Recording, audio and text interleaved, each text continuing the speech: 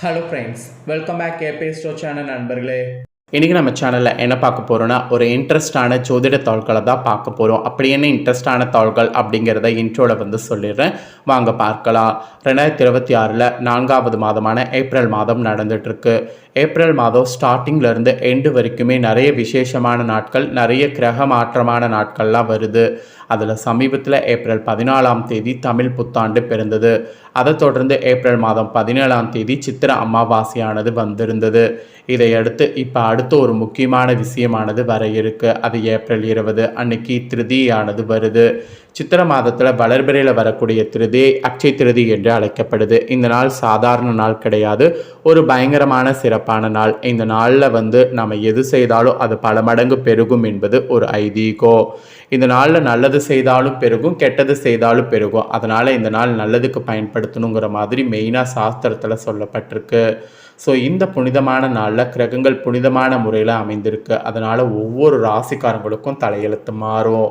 அப்படி கன்னி ராசிக்காரங்களுக்கு என்ன மாதிரி தலையெழுத்து மாறும் அப்படிங்கிறத தான் இந்த வீடியோவில் பார்க்க போகிறோம். ஸோ கன்னி ராசியில் பிறந்த நேயர்கள் யாராக இந்த வீடியோவை பார்த்துட்டு இருந்தாலும் ஸ்கிப் பண்ணாமல் பாருங்கள். உங்களுக்கு கிரகங்களால் இனி என்ன பலன் கிடைக்கும் அப்படிங்கிறத தெரிஞ்சு அதற்கேற்ப நடந்து பலன் பெறுங்க. யாரும் சொல்லப்படாத பல ரகசியங்களை இப்போ நான் உங்களுக்கு இந்த வீடியோவில் சொல்ல போகிறேன். அது என்னென்னா, நிறைய பேர் இந்த நாளில் தங்கம் வாங்கினா மட்டும்தான் சேரும் அப்படின்ட்டு நம்பிட்டு இருக்கிறோம். ஆனால் தங்கத்துக்கு பதிலாக வேறு சில பொருட்களை வாங்கினாலும் அதிர்ஷ்டமானது நமக்கு பெருகும். ஸோ அந்த அதிர்ஷ்டம் பெருகுவது எப்படி அப்படிங்கிறத தான் இந்த வீடியோவில் சொல்ல போகிறேன். அதையும் இந்த வீடியோவில் கன்னி ராசிக்காரங்க தெரிஞ்சுக்குங்க. கன்னி ராசிக்காரங்க இந்த ஒரு வீடியோவை ஃபுல்லாக பார்த்தீங்கன்னா உங்களுக்கான பலன்களை முழுசாக தெரிஞ்சு பயன்பெற முடியும். அதனால் கன்னி ராசிக்காரங்க இந்த ஒரு வீடியோவை ஃபுல்லாக பாருங்கள். அப்போ தான் உங்களுக்கான பலன்கள் நான் என்ன சொல்கிறேங்கிறத எல்லாமே தெரிஞ்சு பலன் பெற முடியும். முதல்ல உங்களுக்கு பலன்களை பார்க்கலாம், அதுக்கப்புறமேட்டு என்ன வாங்கணுங்கிறத பார்க்கலாம். கன்னிராசி என்பர்களே, கனவிலும் மற்றவருக்கு தீங்கு நினையாதவர்களாக நீங்கள் இருப்பீங்க.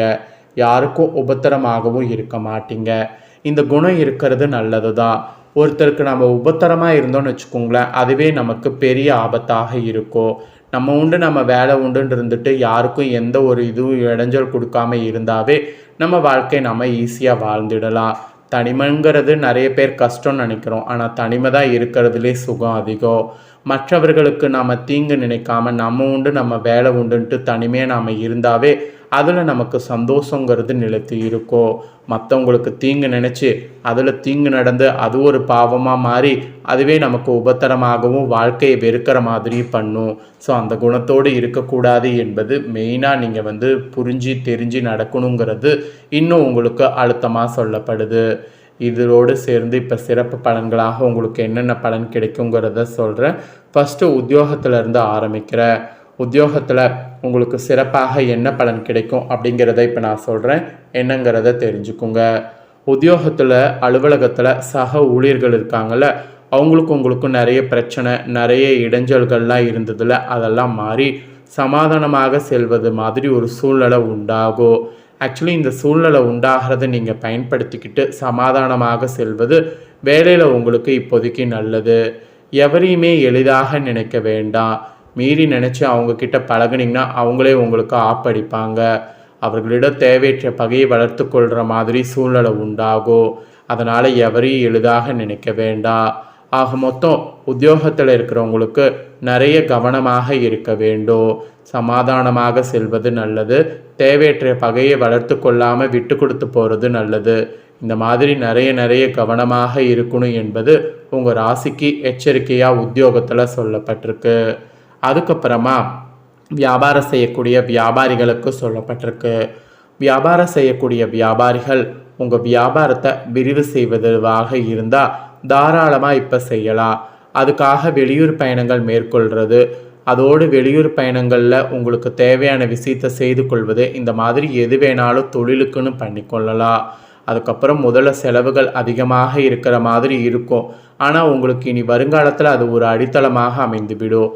அதனால் வியாபாரத்தில் துணிந்து போங்க என்பது குறிப்பிடப்படுது. துணிந்து எந்த அளவுக்கு இறங்கி நீங்கள் செய்கிறீங்களோ அந்த அளவுக்கு உங்களுக்கு வெற்றிங்கிறது இருக்கும்.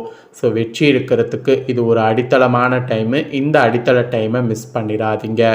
வியாபாரக்காரங்களும் இந்த டைமை கரெக்டாக பயன்படுத்திக்கணும். உத்தியோகத்தில் இருக்கிறவங்களும் கரெக்டாக இந்த டைமில் போகணும். 2 பேருக்குமே இந்த டைம் எச்சரிக்கையாக இருக்கணும் என்பது குறிப்பிடப்படுது.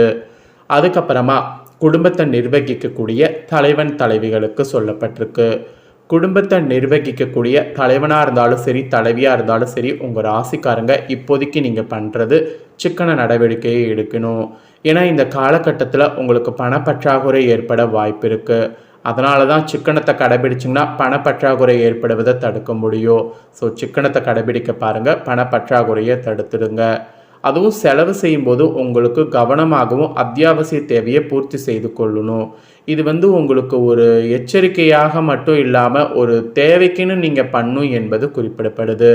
தேவை எது தேவையில்லது எதுங்கிறது உங்களுக்கு தெரியும். அதற்கேற்ப செயல்படுங்க. மிகவும் கவனமாக செயல்பட்டிங்கனாவே குடும்பத்தில் உங்களுக்கு பிரச்சனை எதுவும் வராது. ஸோ குடும்பத்தில் இருக்கக்கூடிய தலைவன் தலைவிகள் இந்த மாதிரி கவனமாக செயல்பட வேண்டியது இந்த டைம் ரொம்ப ரொம்ப ரொம்ப ரொம்ப ரொம்ப அவசியங்க. அதுக்கப்புறம் கலைஞர்களுக்கு சொல்லப்பட்டிருக்கு. கலைஞர்கள் பொறுத்த வரைக்கும் உங்களுக்கு நீங்கள் நினைத்தபடியே பெரிய பேனர்கள்லேருந்து அழைப்புகள் வரும். அந்த மாதிரி ஒரு பெஸ்ட்டான சுச்சுவேஷன் இப்போ அமைஞ்சிருக்கு. இது பல பல படங்கள் ஒப்பந்தம் ஆகிறதுக்கு வழிவகை செய்யும். படத்திற்காக முன்பணம் கிடைக்கப்பெறும். ஸோ இந்த மாதிரி படத்துக்காக பல விஷயங்கள் உங்கள் கலைத்துறையில் உங்களுக்கு நடக்கும் என்பது குறிப்பிடப்படுது. இது கலைஞர்களுக்கு ஒரு எச்சரிக்கையான ஒரு நாட்கள் என்று கூட சொல்லலாம். அப்புறம் மாணவர்களுக்கு ஃபைனலாக சொல்லப்பட்டிருக்கு. பள்ளிக்கு செல்லக்கூடிய மாணவர்கள் மற்றும் கல்லூரி மாணவர்கள் எல்லாம் இன்ப சுற்றுலாக்காக உங்கள் கல்வி நிறுவனத்திலிருந்து அழைத்து செல்ல வாய்ப்பு வரும். இப்போ வரக்கூடிய வாய்ப்பை வருவதை பயன்படுத்திக்கோங்க. இந்த வாய்ப்பை பயன்படுத்தலாம் உங்களுக்கு கண்டிப்பாக திரும்ப வாய்ப்பு கிடைக்காது. இப்போ நீங்கள் இந்த பயணம் மேற்கொள்கிறதுனால உங்களுக்கு நல்ல அனுபவமும் கிடைக்கும். அந்த அனுபவத்தின் மூலிமா நிறைய நீங்கள் கற்றுக்கவும் முடியும். அதனால் கண்டிப்பாக பயணங்கள் மேற்கொள்ள வாய்ப்பு கிடைச்சதுன்னா பயணத்தை மேற்கொள்ளுங்க. ஸோ இந்த மாதிரியெல்லாம் மாணவர்களுக்கு பலன்கள். ஆக மொத்தம் உங்கள் ராசிக்கு என்ன பலன் கிடைக்குங்கிறத இவ்வளோ நேரம் பார்த்துட்டோம். இப்போ நெக்ஸ்ட்டு அக்ஷய திருதி நாளில் என்ன மாதிரியான விரதம் இருக்கணுங்கிற முறைகளையும் சிறப்புகளையும் சொல்ல போகிறேன். அதை இந்த வீடியோவில் தெரிஞ்சு பயன்பெறுங்க. சித்திரபாதத்தில் வளர்பிறையில் வரக்கூடிய திருதியை தான் அக்ஷய திருதி என்று அழைக்கப்படுது. அக்ஷயம் என்றால் வளர்வது பெருகுவது என்று அர்த்தம். அப்படியாக அக்ஷய திருதி அன்னைக்கு நாம் என்ன பொருள் வாங்கினாலும் அந்த பொருள் மிகவும் பெருகி வளம் சேர்க்கும். அதோடு குறைவில்லாத செல்வத்தை அள்ளித்தரக்கூடிய திருநாளாகவும் அக்ஷய திருதி போற்றப்படுது. இந்த நாளுடைய சிறப்புகள் புராணத்தில் நிறைய இருக்குது. தர்மர் சூரிய பகவானை வேண்டி அக்ஷய பாத்திரம் பெற்றது. மணிமேகலை அக்ஷய பாத்திரம் பெற்றது. இவ்வளவு ஏன் சிவபெருமான் அன்னபூர்ணி தாயாரிடம் தனது பிச்சை பாத்திரம் நிரம்பக்கூடிய அளவு உணவை பெற்றது எல்லாமே இந்த நாளில் தான். பகவான் பரசுராமர் அவதரித்த நாள், புனித நதி கங்கை பூமியை தொட்ட நாள், குசேலர் கிருஷ்ண பகவானை சந்தித்த நாள், ஆதிசங்கரர் செல்வத்தை கொட்டி கொடுக்கக்கூடிய ஸ்லோகமாகிய கனகரத சோஸ்திரம் இயற்றினாள், குபேரன் இழந்த செல்வங்களை மீட்ட நாள், திருதாயுகம் ஆரம்பமான நாள், வியாசகர் மகாபாரதம் எழுந்து ஆரம்பித்த நாள் எல்லாமே இந்த அக்ஷய திருதி நாளில் தான். இப்பேற்பட்ட புனிதமான நாளில் கட்டாயம் செய்ய வேண்டியதுன்னு பார்த்திங்கன்னா இதெல்லாம். இந்த நாளில் தங்கம் வாங்கினா தான் நல்லதுன்னு நினைக்கிறோம். ஆனால் தங்கத்துக்கு மேலாக தங்கத்தை வாங்காமல் உப்பு அரிசி ஆடைகள் மற்றும் விலை உயர்ந்த எந்த ஒரு பொருளை வாங்கினாலும் அதுவும் பல மடங்கு பெருகும் என்பது ஐதீகம். இந்த தினத்தில் புதிய தொழில் தொடங்கலாம், பூமி பூஜை செய்யலாம், அதுக்கெல்லாம் உகந்த நாள்.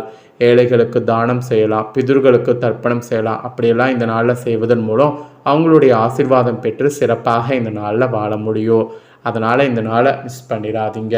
இந்த நாளில் ஆக்சுவலி நீங்கள் காலையில் விடியறதுக்கு முன்னாடியே இருந்து சுத்தமாக நீராடி பூஜரையை சுத்தம் செய்து விளக்கேற்றி கோலம் போட்டு அதன் மீது ஒரு பலகை வைத்து பின் பலகையின் மீது கோலம் போட்டு ஒரு சொம்பில் சந்தன குங்குமம் இட்டு அதில் நீரை நிரப்பி அதன் மீது ஒரு பெரிய தேங்காய் வைத்து மாவில வைத்து கலசத்தை தயார் செய்யணும்.